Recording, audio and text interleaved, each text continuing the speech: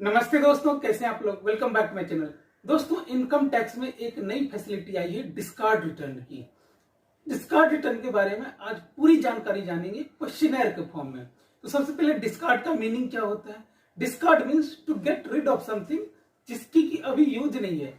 Throw out कर देना, मतलब डिस्कार्ड कर देना मतलब थ्रो कर देना, मतलब आपने अपने रिटर्न को थ्रो कर दिया क्योंकि उसका यूज नहीं था। अब ये किस केस में हो सकती है। सपोज कीजिए कि आपने एक रिटर्न फाइल की थी, उसका वेरिफिकेशन अभी तक नहीं हुआ है, तो आपको उसे डिस्कार्ड कर देना ज्यादा उचित है। या आप ऐसे समझिए कि आपने कोई एक रिटर्न फाइल किया, उसके बाद वो तो वेरिफिकेशन स्टेज पे था ही, आपने फिर से दूसरा रिटर्न फाइल करके उसे वेरीफाई कर दिया, तो पहले वाला रिटर्न है उसे डिस्कार्ड आपको करना चाहिए, क्योंकि ये झूठ मूठ के आपके प्रोफाइल में दिखता रहेगा कि ई वेरिफिकेशन पेंडिंग है। तो इसके लिए डिस्कार्ड रिटर्न की पूरी फैसिलिटी आई है। ये फैसिलिटी कब से स्टार्ट है, तो 1 अप्रैल 2023 के बाद अगर आपने कोई रिटर्न फाइल किया है तो उसमें डिस्कार्ड की फैसिलिटी अवेलेबल है। क्या ओरिजिनल रिटर्न, बिलेटेड रिटर्न या फिर जो रिवाइज रिटर्न है उसको डिस्कार्ड कर सकते हैं? बिल्कुल कर सकते हैं। अगर मान लीजिए आपने कोई रिटर्न फाइल करी है 139(1), मतलब ओरिजिनल रिटर्न फाइल करी है, तो इसको वेरिफिकेशन की लास्ट डेट कब थी? 30 जुलाई 2023। जनरली मैं इंडिविजुअल के लिए ले रहा हूं। तो या फिर इसमें बिलेटेड या रिवाइज करने की डेट कब है? 31 दिसंबर 2023। तो अगर आपने वेरिफिकेशन डेट तक इसे वेरीफाई नहीं किया या अभी तक भी वेरीफाई नहीं किया और अगर आपको डिस्कार्ड करना है, आप इसे डिस्कार्ड कर सकते हैं।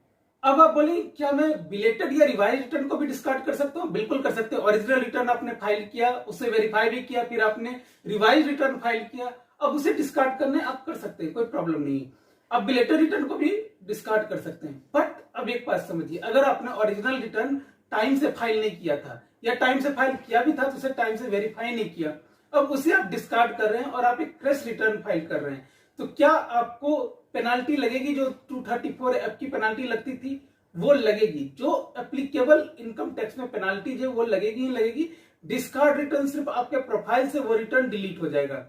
दूसरा क्वेश्चन है कि मैंने गलती से डिस्कार्ड कर दिया रिटर्न, क्या इसे रिवर्स कर सकता हूं? इसे आप रिवर्स नहीं कर सकते, तो इसलिए डिस्कार्ड करने से पहले अच्छे से आप उसे देख लें कि आपको डिस्कार्ड करना है या नहीं करना है। तीसरा है, मुझे डिस्कार्ड ऑप्शन कहां मिलेगा? ये आपको ई फाइलिंग लॉगिन में जाके मिलेगी, जहां पे आप इनकम टैक्स ई वेरीफाई का ऑप्शन आता है, वहां पे आपको मिल जाएगा। हाउएवर मैं अभी एक लाइव भी करके बताऊंगा किस तरीके से आप डिस्कार्ड रिटर्न को कर सकते हैं। अब एक क्वेश्चन है, क्या मैंने डिस्कार्ड रिटर्न तो कर दिया, क्या उसके बाद मुझे फ्रेश रिटर्न फाइल करना जरूरी है क्या? तो देखिए, आपने जब ओरिजिनल रिटर्न फाइल किया होगा जिसे आप डिस्कार्ड करना चाहते हैं, तो वो तभी किया होगा ना जब आपकी इनकम टैक्स इनकम इतनी हो गई होगी जो इनकम टैक्स की लिमिट से ज्यादा होगी, मतलब आप लायबल थे इनकम टैक्स रिटर्न फाइल करने के लिए।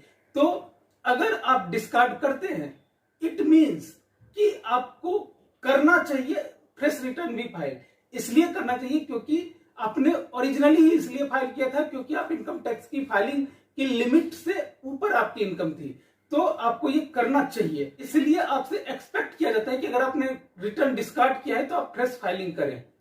अब एक क्वेश्चन, आपको मैसेजेस आते रहते हैं कि आपकी आईटीआर वेरीफाई नहीं हुई है, काइंडली वेरीफाई, और आपने सीपीसी को आपने फिजिकल फॉर्म में भेज दिया है सिग्नेचर करके। आपको पता है कि एक ऑप्शन होता है जब आप मैनुअल एक्नॉलेजमेंट निकाल के उस पर साइन करके सीपीसी जो है बेंगलोर, वहां पर आप भेजते हैं और वहां से आपका रिटर्न वेरीफाई हो जाता है।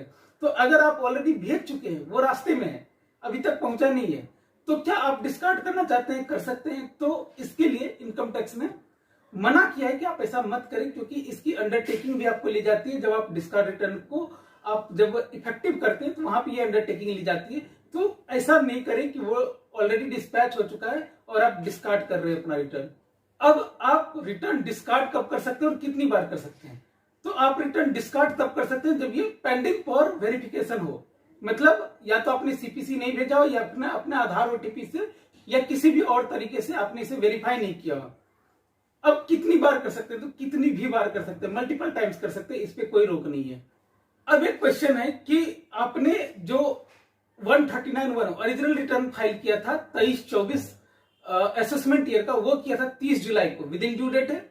आपने इसको डिस्कार्ड कर दिया 31 अगस्त को। अब आप फ्रेश रिटर्न फाइल करना चाहते हैं तो आप किस सेक्शन में करेंगे? तो अगर ओरिजिनल को आपने डिस्कार्ड कर दिया, इट मींस आपने कोई रिटर्न फाइल ही नहीं करी। अब आप 31 अगस्त को या फिर उसके बाद 31 दिसंबर से पहले अगर आप फाइल करते हैं तो ये आपको बिलेटेड रिटर्न के अंदर आपको जाएगा। तो जो भी इसका बिलेटेड रिटर्न का सेक्शन है वो आपको चूज करना पड़ेगा। अब आते हैं कि लाइव आपको करके दिखाता हूं किस तरीके से रिटर्न को आप डिस्कार्ड कर सकते हैं। सबसे पहले आपको लॉगिन करनी है इनकम टैक्स की वेबसाइट पर। इसके बाद आपको देखिए यहां पे जानी है इनकम टैक्स रिटर्न और यहाँ पे ई वेरीफाई रिटर्न पे। यहाँ पे आप जब जाएंगे तो यहाँ से आपको दिख रहा है ई वेरीफाई या डिस्कार्ड का ऑप्शन दिख रहा है। अगर आपको ई वेरीफाई करना है तो ई वेरीफाई कर लीजिए, डिस्कार्ड करना है तो डिस्कार्ड पे आप क्लिक करेंगे। इस तरीके से देखिए एक्सेप्ट एंड कंटिन्यू, ये जो टर्म्स एंड कंडीशन है, ये टर्म्स एंड कंडीशन है। देखिए इसमें एक कंडीशन ये है ना, I have not sent, will not sent ITR view of the return propose to be discarded to CPC। मतलब आप CPC को वेरिफिकेशन के लिए आप नहीं भेजेंगे। और ये सारी जो कंडीशन है कि आप लायबिलिटी एज्यूम करते हैं अगर कोई इंटरेस्ट लगेगी इनकम टैक्स पे लेट फाइलिंग के चक्कर में, तो वो सारी आप बेयर करेंगे। इसे एक्सेप्ट एंड कंटिन्यू करेंगे और इस तरीके से ये डिस्कार्ड हो गया। देखिए यहाँ पे आ गया कि डिस्कार्ड रिटर्न इज सक्सेसफुल और इसे ट्रीटेड किया जाएगा कि ये कभी फाइल ही नहीं हुआ था।